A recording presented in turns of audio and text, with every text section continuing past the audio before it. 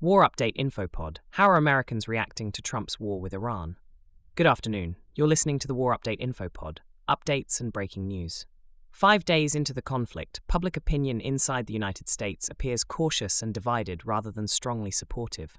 Early polling suggests that support for the strikes is relatively low.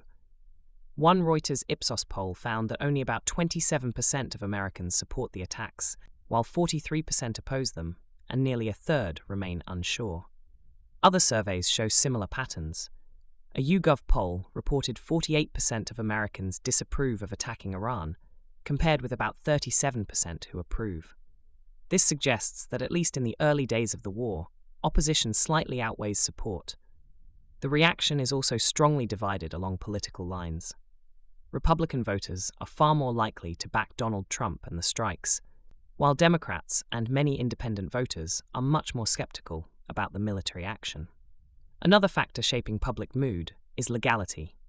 Several members of the US Congress from both parties have argued that launching strikes without congressional authorization may violate the War Powers Act, which requires legislative approval for major acts of war.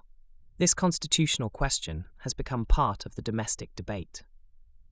Some lawmakers are now pushing for a vote in Congress to limit or review the president's authority to continue the military campaign.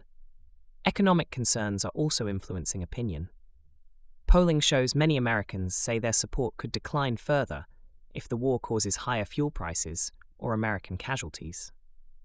So the overall mood in the United States appears to be watchful and uncertain, rather than strongly mobilized. Support exists among Trump's political base and some national security conservatives, but a large portion of the public remains uneasy about entering another Middle Eastern war. That balance could shift quickly, depending on how the conflict develops, particularly if casualties rise or if the economic impact becomes more visible. That's the situation for now. You're up to date, and we'll watch what changes next.